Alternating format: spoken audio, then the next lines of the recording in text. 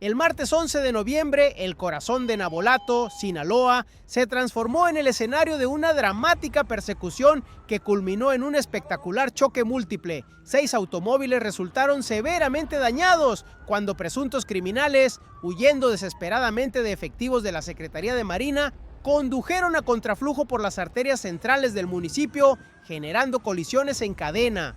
El suceso quedó registrado en grabaciones que velozmente se propagaron por plataformas digitales, exhibiendo el instante preciso cuando los tripulantes del automóvil acosado abandonaron la unidad para escapar corriendo mientras marinos los perseguían a través de las vialidades del pueblo. Conforme a declaraciones de quienes presenciaron los hechos, la cacería comenzó en la periferia de Navolato, cuando personal naval identificó un automóvil sospechoso, desplazándose a velocidad excesiva. Al pretender interceptarlo para efectuar una inspección ordinaria, los pasajeros aceleraron, rehusándose a acatar las indicaciones de detenerse. Lo que inició como un recorrido de vigilancia regular se convirtió velozmente en una persecución frenética que penetró el corazón del municipio, donde el flujo vehicular era abundante debido al horario diurno. Las grabaciones obtenidas mediante sistemas de videovigilancia y dispositivos móviles de habitantes captan el instante cuando el vehículo de los presuntos sicarios, desplazándose vertiginosamente a contramano, colisiona contra automóviles que circulaban regularmente por la arteria. La primera colisión sucedió en un cruce céntrico, cuando el vehículo perseguido invadió el sentido opuesto, intentando evadir la congestión. El impacto desencadenó una serie de choques que afectó a otros 4 vehículos que transitaban en direcciones opuestas de la avenida. Personas de la localidad informaron que el estruendo de los impactos alertó a comerciantes y peatones que se hallaban en las proximidades. Varios corrieron a refugiarse en establecimientos próximos, temiendo que iniciara un tiroteo, circunstancia que desafortunadamente se ha tornado frecuente en distintos municipios sinaloenses durante meses recientes. El terror se apoderó momentáneamente del corazón de Navolato, mientras la gente buscaba sitios seguros donde resguardarse. Los videos propagados en plataformas digitales registran el momento exacto cuando los tripulantes del vehículo siniestrado abren las portezuelas y bajan aceleradamente. En las secuencias se distingue a por lo menos 3 sujetos que desertan la unidad y empiezan a correr por las vialidades del centro, intentando desaparecer entre comercios y pasajes. Momentos después, efectivos de la Secretaría de Marina que los venían siguiendo en sus propias unidades descienden y comienzan la persecución pedestre, corriendo tras los sospechosos por las aceras mientras habitantes observan el suceso con sorpresa. Residentes señalaron que la velocidad con que reaccionaron los efectivos navales resultó crucial. Pese a portar equipamiento táctico completo, que incluye protecciones balísticas, armamento largo y múltiples kilogramos de implementos, los marinos consiguieron alcanzar a por lo menos 2 de los sicarios que intentaban fugarse. La persecución pedestre se extendió por diversas cuadras del centro de Navolato, incluyendo calles comerciales donde decenas de personas contemplaban el suceso sin poder participar. Según múltiples fuentes consultadas, la captura de los 2 sospechosos sucedió en vialidades próximas al punto del siniestro inicial. Los efectivos navales consiguieron reducir a los individuos que fueron asegurados inmediatamente. Durante la inspección preliminar en el sitio de los acontecimientos, las autoridades no informaron el aseguramiento de armamento en posesión de los detenidos, aunque sí se localizaron otros objetos cuya característica no fue especificada en los informes iniciales. El operativo no finalizó con las capturas terrestres. Minutos posteriores al accidente, un helicóptero armado de la Secretaría de Marina se desplegó sobre el área. La aeronave sobrevoló el centro de Navolato a baja altitud, presumiblemente rastreando a los demás ocupantes del vehículo que consiguieron escapar a pie y podrían haberse escondido en domicilios o establecimientos de la zona. El sobrevuelo del helicóptero generó mayor intranquilidad entre la población que no está habituada a ver este tipo de despliegues aéreos sobre el centro urbano del municipio. Los 6 vehículos involucrados en las colisiones quedaron con deterioros considerables. Las grabaciones muestran automóviles con las defensas destruidas, cristales rotos, puertas abolladas y otros deterioros estructurales producto de los impactos múltiples. Los propietarios de estos vehículos, habitantes que simplemente transitaban por el centro de Navolato realizando sus actividades habituales, se transformaron en víctimas colaterales de la persecución. Afortunadamente, no se reportaron personas lesionadas gravemente entre los ocupantes de los vehículos impactados, aunque varios conductores presentaron golpes leves producto de los choques. Las autoridades acordonaron el área del accidente durante varias horas, mientras personal ministerial realizaba las diligencias pertinentes. Peritos de tránsito documentaron las posiciones de los vehículos, capturaron fotografías de la escena y recabaron testimonios de testigos presenciales. Los automóviles dañados permanecieron en el sitio hasta que concluyeron las investigaciones preliminares y fueron autorizados para su retiro mediante grúas. Los detenidos, junto con el vehículo en que se transportaban y cualquier evidencia asegurada, fueron entregados a las autoridades competentes para la integración de la carpeta de investigación correspondiente. Hasta este momento, las corporaciones involucradas no han divulgado información oficial sobre la identidad de los detenidos ni sobre los cargos específicos que enfrentan. Tampoco se ha confirmado su posible vinculación con alguna de las facciones criminales que operan en la región. Este suceso del 11 de noviembre se agrega a una secuencia de hechos violentos que han sacudido a Navolato y su sindicatura de Villa Juárez durante las primeras semanas de noviembre. La zona se ha transformado en escenario de una disputa territorial entre células criminales que responden a distintas facciones del cártel de Sinaloa, específicamente entre grupos identificados como los Locos del 19, vinculados a la Malliza, y los Chimales, asociados con la Chapiza. Apenas 2 días posteriores a la persecución en el centro de Navolato, específicamente la noche del jueves 13 de noviembre, Villa Juárez volvió a ser escenario de violencia. Alrededor de las 22 horas, el silencio del Valle Agrícola que caracteriza a esta sindicatura se rompió con el estruendo de detonaciones de armas de fuego. Habitantes reportaron haber escuchado ráfagas prolongadas que se extendieron por varios minutos, obligando a familias completas a tirarse al piso de sus viviendas y apagar las luces mientras esperaban que cesara la balacera. Videos capturados por residentes desde el interior de sus hogares registraron los destellos de los disparos iluminando la oscuridad de las calles.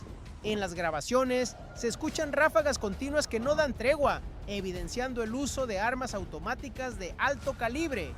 Las luces de los proyectiles trazadores se observan cruzando las calles de terracería que caracterizan las zonas rurales de Villa Juárez, creando un escenario que los propios habitantes describen como bélico. Según informes de fuentes locales, los enfrentamientos del 13 de noviembre involucraron a por lo menos 2 grupos que se enfrentaron en distintos puntos de Villa Juárez de manera casi simultánea. Los grupos de mensajería instantánea de la comunidad se inundaron de alertas y advertencias mientras los disparos continuaban resonando. Algunos mensajes identificaban a los grupos involucrados como los Locos del 19 contra los Chimales, células que responden a las facciones de la Malliza y los Chapitos respectivamente.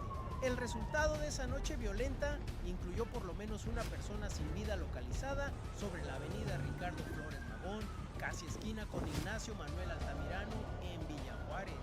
Otra persona resultó herida por proyectil de arma de fuego y fue trasladada a recibir atención médica. La versión oficial de las autoridades se limitó a confirmar una persona fallecida y un lesionado por arma de fuego, sin especificar detalles sobre quién disparó ni a qué grupo pertenecían las víctimas. No obstante, el contexto de violencia en Villa Juárez no inició el 13 de noviembre. Una semana previa, el viernes 7 de noviembre a mediodía, la colonia Tierra y Libertad, conocida localmente como Las Cañitas, fue escenario de un ataque brutal con explosivos. El objetivo fue un taller eléctrico donde laboraban 3 hermanos. Las detonaciones sacudieron el vecindario alrededor del mediodía, generando pánico entre los residentes de la zona. Javier, de 21 años, Luis Edgar, de 25, y Emanuel, de 18, trabajaban en el taller cuando ocurrieron las explosiones. Los 2 hermanos mayores resultaron gravemente heridos por la onda expansiva y la metralla. Emanuel también sufrió lesiones, aunque de menor gravedad. Los 3 fueron trasladados urgentemente a un hospital de la sindicatura, donde se luchó por estabilizarlos. Lamentablemente, Javier y Luis Edgar perdieron la vida a consecuencia de las heridas. Emanuel permaneció hospitalizado en estado delicado durante varios días. Ese mismo 7 de noviembre, apenas horas posteriores al ataque al taller, se reportó otro incidente con artefactos explosivos en una empresa ubicada junto a la carretera conocida como La 50. En este segundo ataque, un vigilante que realizaba su ronda al interior de las instalaciones resultó herido por la explosión.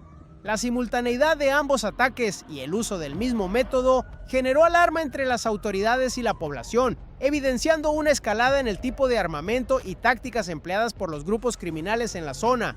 Las autoridades estatales respondieron con un comunicado escueto que únicamente mencionaba hechos de seguridad atendidos por el grupo interinstitucional y solicitaba a la ciudadanía evitar la zona afectada. No se proporcionaron detalles sobre el tipo de explosivos utilizados ni sobre posibles sospechosos. En contraste, en redes sociales y medios locales circulaban versiones que hablaban de artefactos explosivos improvisados tipo bombas caseras, diseñados específicamente para causar daño en objetivos puntuales. La situación se agravó todavía más cuando el mismo 13 de noviembre, pero durante el día y previo al enfrentamiento nocturno, personal de una empresa de seguridad privada localizó un artefacto explosivo improvisado en Villa Benito Juárez. El dispositivo fue descrito por las autoridades como un niple galvanizado, básicamente un tubo de metal armado como granada de mano que incluía sistema de iniciación mediante estopín, mecha lenta y emulgel como carga explosiva.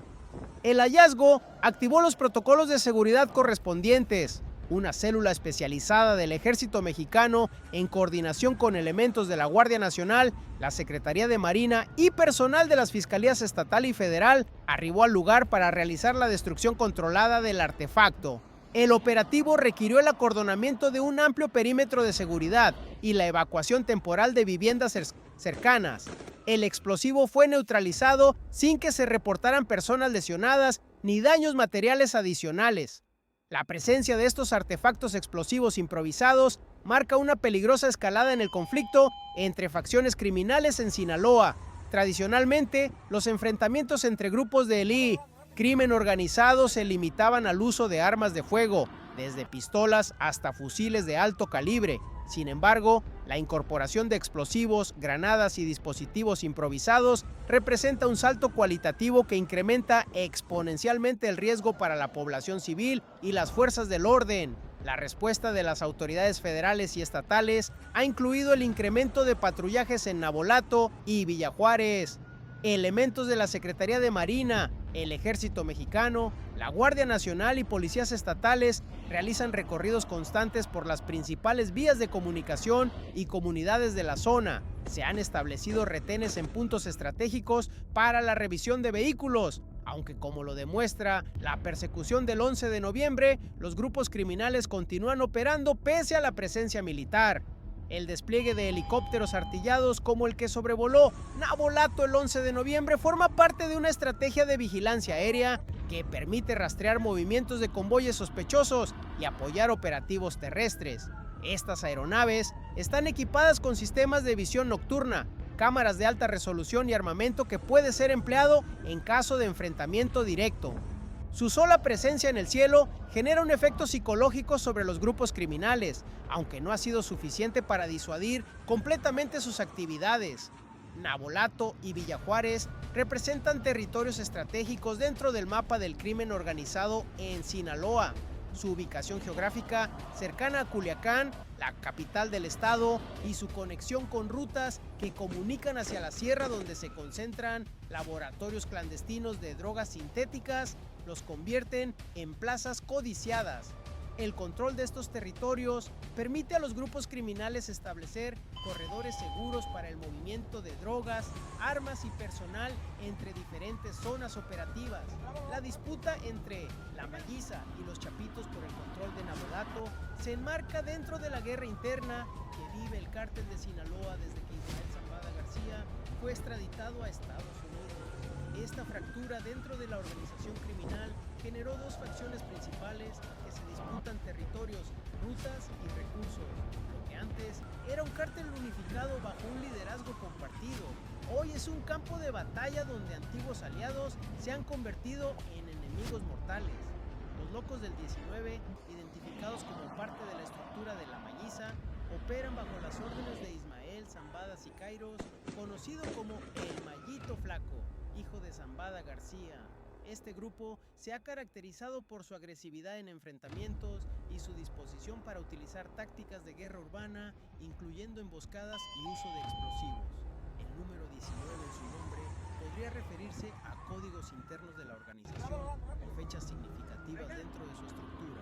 Por su parte, los chimales representan el brazo armado asociado a los Chapitos, la facción leal a los hijos de Joaquín Guzmán Loera, el Chapo.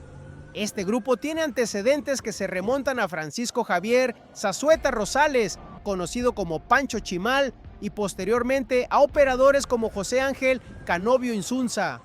El Departamento de Justicia de Estados Unidos ha señalado a miembros de esta célula por actividades relacionadas con tráfico de drogas y lavado de dinero. La población civil de Navolato y Villa Juárez se encuentra atrapada en medio de esta guerra que no le pertenece, pero que afecta profundamente su vida cotidiana. Los comerciantes reportan caídas en sus ventas debido al temor de los clientes a salir de sus casas. Los agricultores que trabajan en los extensos campos que rodean Villa Juárez enfrentan el dilema diario de acudir a sus cultivos sabiendo que en cualquier momento podría estallar un enfrentamiento en las brechas que deben transitar. Las familias modificaron sus rutinas, los niños ya no juegan en las calles después del atardecer, las reuniones familiares se suspenden cuando circulan rumores de movimientos de convoyes armados, las escuelas han implementado protocolos de seguridad que incluyen refugios internos donde resguardar a los alumnos en caso de balacera cercana. Esta normalización de la violencia está generando afectaciones psicológicas en toda la población, especialmente en niños y jóvenes que crecen en un entorno marcado por el miedo constante. Los incidentes del 11 y 13 de noviembre, sumados a los ataques con explosivos del 7 de noviembre y el hallazgo del artefacto explosivo improvisado, pintan un panorama preocupante sobre la situación de seguridad en Navolato. La capacidad de grupos criminales para operar en pleno centro del municipio, provocar persecuciones que terminan en accidentes múltiples, ejecutar ataques con explosivos en zonas habitadas y mantener enfrentamientos prolongados en comunidades rurales, evidencia que el control territorial efectivo permanece en disputa. Las autoridades enfrentan el desafío de proteger a la población civil mientras intentan desarticular las células criminales que operan en la zona. Los operativos como el que resultó en la persecución del 11 de noviembre demuestran que las fuerzas federales están activas y logran detenciones. Sin embargo, la continuidad de los hechos violentos sugiere que por cada operador capturado, otros continúan activos o son rápidamente reemplazados. El uso de helicópteros artillados, el despliegue de cientos de elementos de diferentes corporaciones y la coordinación entre niveles de gobierno representan esfuerzos significativos, pero la pregunta que se hace la población de Navolato es si estos operativos generarán resultados duraderos o si, como ha ocurrido en otras regiones de México, la violencia simplemente se desplazará temporalmente para regresar con renovada intensidad una vez que disminuya la presión militar. Mientras tanto, los 6 vehículos chocados el 11 de noviembre permanecen como evidencia tangible de una realidad que muchos sinaloenses viven diariamente. La guerra interna del cártel de Sinaloa no es un concepto abstracto ni una simple nota periodística, es una realidad que se materializa en persecuciones por el centro de las ciudades, en explosiones que destruyen talleres familiares, en balaceras que obligan a familias enteras a tirarse al piso de sus propias casas y en un clima de inseguridad permanente que afecta cada aspecto de la vida en comunidades que solo buscan vivir en paz.